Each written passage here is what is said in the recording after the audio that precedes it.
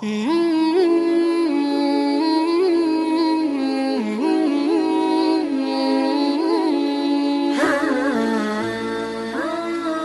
pertama, beliau termasuk 10 orang pertama masuk Islam, dan ini sebuah kelebihan tersendiri ya, karena memang orang yang pertama masuk Islam itu adalah orang-orang yang menjadi pentolan-pentolan Islam tentunya ya, karena mereka akhirnya menyebarkan Islam kemana-mana. Yang kedua, beliau termasuk 10 orang yang dijamin masuk surga, sebagaimana hadis yang hampir setiap bulan kalau tabligh akbar kita sebutkan. Nabi SAW benar menyebutkan dalam hadis sahih, Abu Bakar di surga, Umar di surga, Uthman di surga, Ali di surga, Talha di surga, Zubair di surga. Kemudian beliau mengatakan Abdurrahman di surga dan Sa'ad di surga. Sa'ad bin Abi Waqqas disebutkan satu dari 10 yang dijamin masuk surga itu. Kemudian turun firman Allah surah Al-Ankabut. Ini kelebihan yang ketiga.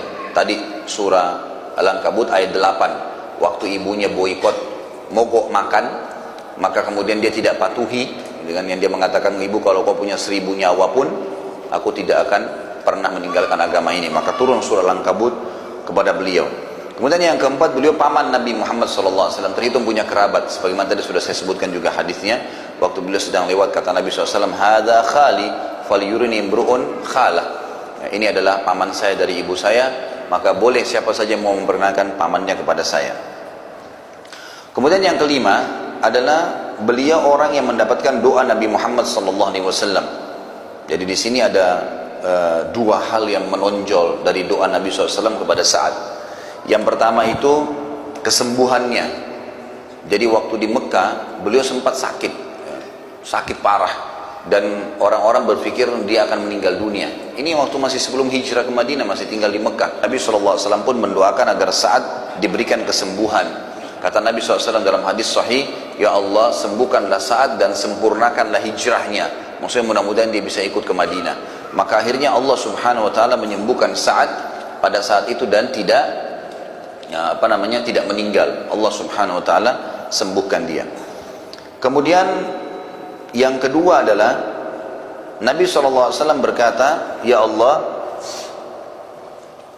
selalulah ijabah doanya Sa'ad." Jadi salah satu yang menonjol dari Sa'ad ini, di kalangan sahabat dikenal orang yang mustajab doa.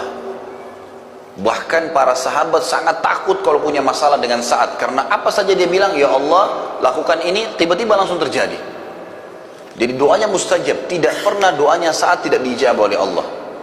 Dan ini sebagian ulama mengatakan karena keyakinan Sa'ad yang luar biasa kepada Allah, dan dia sudah masuk Islam dari dia masih muda, sehingga amal solehnya cukup banyak. Di antaranya adalah kisah tentang Usama bin Qatadah. Ini ada satu orang dari suku Abs di Irak. Tentu ini saya tarik kisah yang ke depan, saya coba susun kerangka fikirnya untuk ditangkap supaya sistematis saja ya. Ini kisah sebenarnya nanti setelah Sa'ad bebaskan negeri Persia, kemudian dia dinobatkan menjadi gubernur oleh Umar bin Khattab. Ada orang-orang dari suku Abs namanya, suku yang baru masuk Islam pada saat itu, gitu kan. Kemudian rupanya dia ada rasa jengkel dengan Sa'ad ini, karena Sa'ad ternyata yang menembus ya kan gitu wilayah tersebut, tapi dia sudah muslim ya. Bernama Usama bin Qatadah ya. Dan orang ini diberikan julukan Abu Sa'adah. Jadi sempat suratnya sampai ke Umar bin Khattab, tapi tidak dijelaskan siapa, cuma mengatasnamakan seluruh masyarakat Irak. Umar bin Khattab pun akhirnya melihat surat tersebut. Umar ini cirinya radhiyallahu anhu, kalau terlihat ada satu pimpinannya yang dikeluhkan dan sudah banyak masyarakat yang menyampaikan keluhan, maka yang paling pertama dia mencopot dulu orang itu, digantikan dengan orang yang dianggap tidak punya masalah. Baru kemudian Umar bin Khattab menyelesaikan urusannya, karena zaman dulu tidak ada komunikasi kayak kita, gak ada pesawat bisa cepat datang. Zaman dulu tuh antara Irak dengan Madinah itu bisa jaraknya sampai 10 hari 2 minggu baru sampai gitu kan, itu cukup jauh. Maka Umar pun akhirnya mencopot Sa'ad radhiyallahu anhu, ditarik ke Madinah. Lalu keluhannya di situ adalah, sesungguhnya wahai Amir Mu'minin, Sa'ad ini tidak memperbaiki sholatnya tidak benar nih, gitu kan.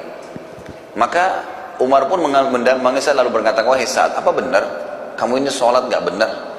Kata Sa'ad, "Wahai Umar, engkau mengetahui benar siapa saya, sama-sama kita masuk Islam di Mekah, bahkan saya lebih dulu masuk Islam daripada kamu. Saya adalah orang yang mengikuti sholat Nabi SAW.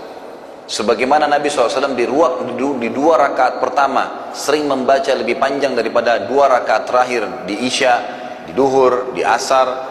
Begitu pula dengan dua rakaat pertama Maghrib dan satu rakaat terakhirnya. Itu yang awal-awal rakaat pertama pasti lebih panjang daripada rakaat ketiga dan rakaat keempat. Dan saya sudah mengamalkan itu. Semuanya seperti dengan Nabi SAW. Jadi tidak ada yang perlu diragukan.